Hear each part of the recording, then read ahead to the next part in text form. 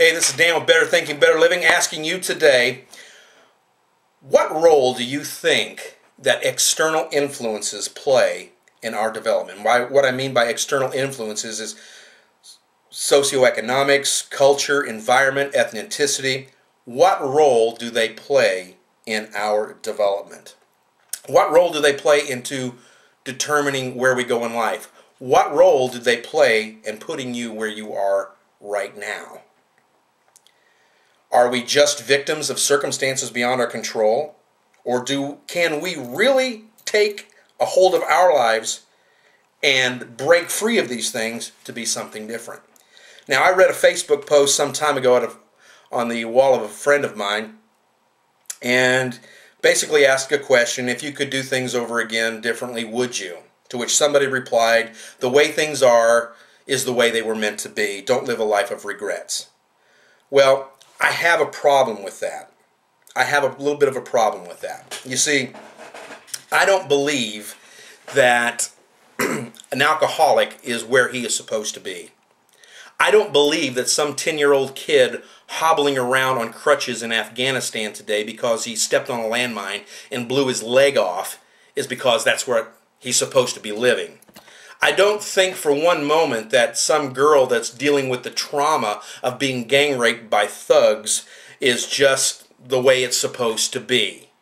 I don't believe that. I believe that externals do play a role to the degree that we allow them to. We can either use them as stepping stones or we can use them as stones to weigh us down. Because I ask you this, I'll tell you this, if someone has been in the same situation that you are, dealing with the same circumstances, and has overcome them, then you are without excuse. Now, you can try to put the blame at mom's feet or dad's feet or the neighbor's feet or wherever, but ultimately, you must take responsibility for where you are. Yeah, these things do influence our lives, but to the degree that they influence our lives is completely up to us. When I allow externals to determine where I go in life and what I do in life, then I will never take responsibility for anything. I'll always be looking for something or someone to make me happy. And the truth is, happiness has to come from the inside. This is something that I must will to do. I must take responsibility for my actions. I must take responsibility for my thoughts. I must take responsibility for my words, my deeds, my life. Where I am right now, the responsibility for that lays squarely at my feet. I can't pawn it off on somebody else. Now, I know in the tabloids we've been reading a lot about Jesse James and Sandra Bullock. If you've standed in line at a grocery store or Walmart, you've seen the tabloids riddled with the infidelity. And yes, Jesse James did admit that he was unfaithful to his wife and that he undermined their marriage. A perfect marriage, he thought. But it wasn't his fault. It's because he had an abusive dad. It was because he had poor self-image. It was because of a negative environment. But I know that there are other people out there that had those same factors in their lives, yet they are living better lives than that.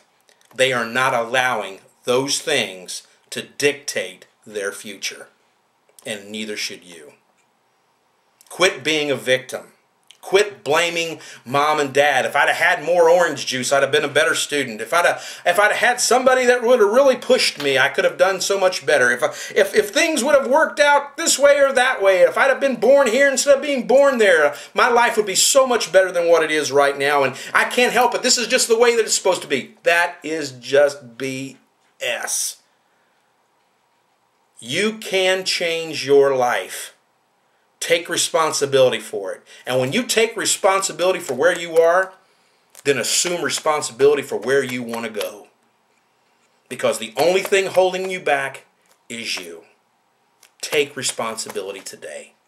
Don't be a victim. Be a victor. That's better thinking, and that's better living. And this is Dan saying, I'll see you next time.